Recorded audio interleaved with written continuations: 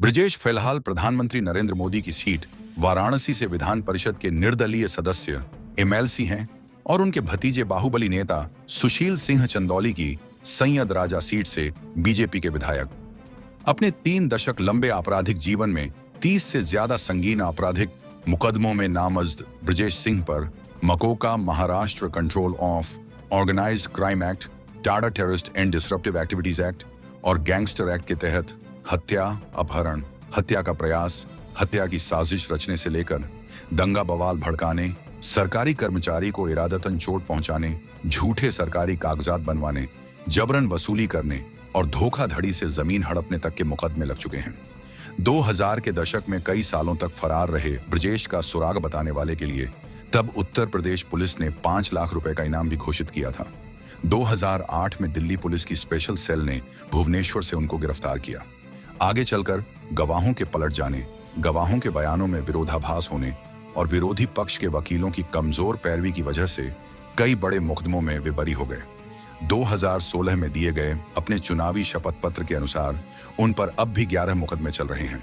ब्रजेश का आपराधिक इतिहास जहां उनके पूर्वांचल के बाहुबली होने की छवि की पुष्टि करता है, वहीं राजनीति में उनके दखल की ओर देखें तो वाराणसी चंदौली में उनके परिवार का पुराना राजनीतिक प्रभाव साफ नजर आता है।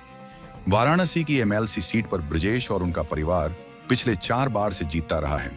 पहले 2 बार ब्रजेश के बड़े भाई उदयनाथ सिंह, उसके बाद ब्रजेश की पत्नी अन्नपूर्णा सिंह और उसके बाद मार्च 2016 में खुद ब्रजेश वाराणसी से एमएलसी बनकर राज्य की विधानसभा में दाखिल हुए।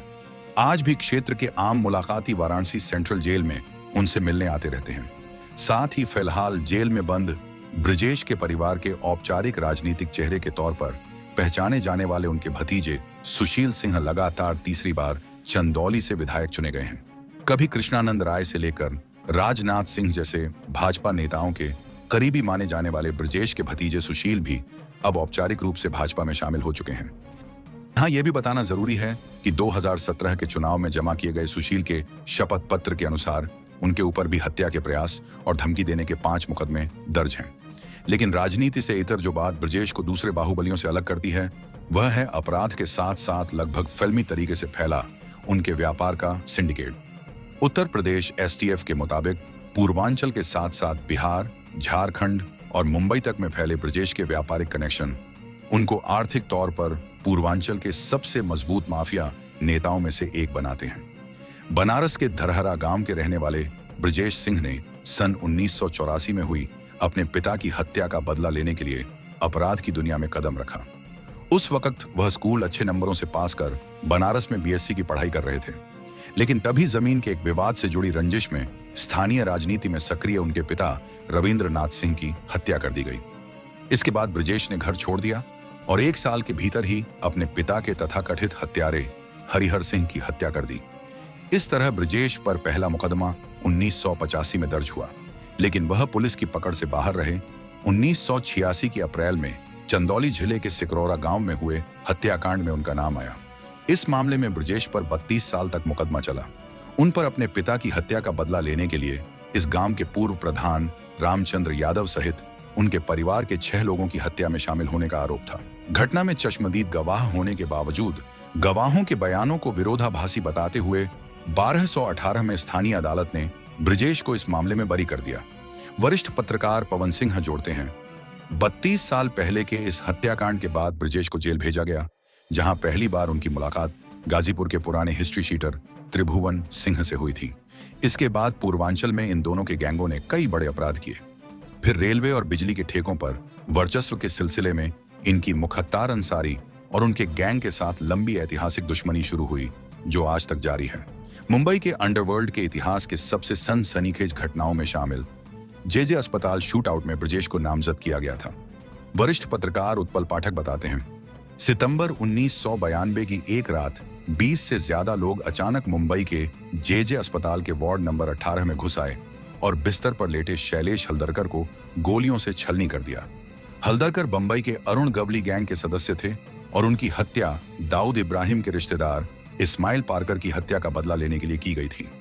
इस घटना में वार्ड की पहरेदारी कर रहे मुंबई पुलिस के 2 हवलदार भी मारे गए थे। जेजे अस्पताल शूटआउट में पहली बार AK-47 का इस्तेमाल कर 500 से ज्यादा गोलियां चलाई गई थी। घटना के बाद ब्रजेश पर टाड़ा के तहत लंबा मुकदमा चला और सितंबर 2008 में उन्हें सबूतों की कमी की वजह से छोड़ दिया गया। लेकिन इस मामले ने ब्रजेश को पूर्वांचल के एक गैंगस्टर से पूरे देश में एक बड़े डॉन के तौर पर स्थापित कर दिया। इसी बीच 1990 के दशक में ब्रजेश सिंह ने धनबाद के पास झरिया का रुख किया। वे वहां के बाहुबली विधायक और कोयला माफिया सूर्यदेव सिंह के कारोबार की देखभाल करने के लिए उनके शूटर की तरह काम करने लगे और 6 हत्याओं में नामजद भी हुए। 2003 में सूर्यदेव के ही बेटे राजीव रंजन सिंह के अपहरण और हत्याकांड में मास्टरमाइंड के तौर पर ब्रजेश का नाम आया। ब्रजेश सिंह पर अब तक चल रहे बड़े मुकदमों में 2001 का गाजीपुर का ऊसरी चट्टी कांड है। ब्रजेश और मुख्तार की सीधी गैंगवार में 2 लोगों की हत्या हुई थी और मुख्तार घायल हुए थे। घटना के बाद ब्रजेश के खिलाफ मुकदमा लिखवाते हुए मुख्तार ने उनकी गाड़ियों के काफिले पर अचानक हमला करने, उनके गनर की हत्या करने का आरोप लगाया। इस घटना के बाद ब्रजेश काफी साल तक फरार रहे। इस बीच आम लोगों में उनकी हत्या की अफवाहें उड़ती रहीं और वह भुवनेश्वर में अरुण कुमार बनकर रहते रहे। 2008 में यहीं से दिल्ली पुलिस की स्पेशल सेल ने उनको गिरफ्तार किया और फिर उन पर इकट्ठा हो चुके 20 मुकदमों की सुनवाई देश की अलग अलग अदालतों में शुरू हुई। जेल के बाहर ब्रजेश सिंह का कारोबार संभालने वाले उनके एक करीबी नाम न प्रकाशित करने की शर्त पर बताते हैं। वो हाई प्रोफाइल होकर भी लो प्रोफाइल रहते हैं और मीडिया से बात नहीं करते, इसलिए धीरे धीरे उन पर लगे सारे मुकदमे हटते जा रहे हैं। आगे हमारी कोशिश यही है कि बाकी के बचे मामलों में भी अदालत का निर्णय हमारे पक्ष में आए। ब्रजेश और सुशील की राजनीतिक और व्यावसायिक रणनीति के बारे में बात करते हुए वह जोड़ते हैं, बचपन में इंसान भावनाओं के आधार पर संबंध बनाता है, लेकिन राजनीति में सिर्फ मतलब के लिए रिश्ते बनाए जाते हैं।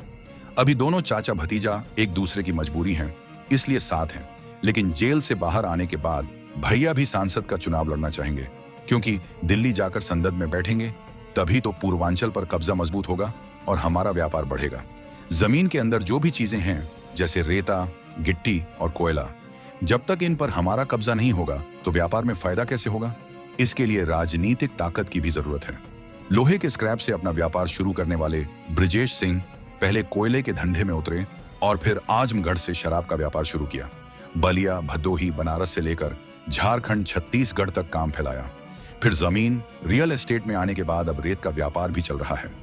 जेल में बंद ब्रजेश सिंह का बाहर प्रतिनिधित्व करने के लिए चुनाव आयोग में नामित प्रतिनिधि हेमंत कुमार सिंह 2019 को लेकर परिवार की योजनाओं के बारे में बात करते हुए कहते हैं, चुनाव ने पहले भैया के बाहर आने की संभावना तो बहुत कम है, इसलिए विधायक जी को ही भाजपा की ओर से प्रत्याशी बनाया जाए, ऐसी हम सब उम्मीद कर रहे हैं। टिकट मिलने पर पूरा परिवार उनके साथ रहेगा और एक साथ चुनाव प्रचार में भाग लेगा।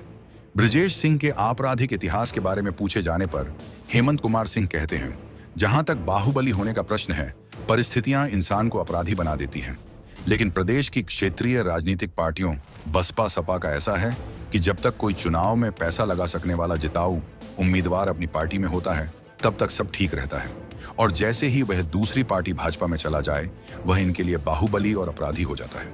जनता यह सब देखती समझती है, इसलिए हमें वोट मिलते हैं।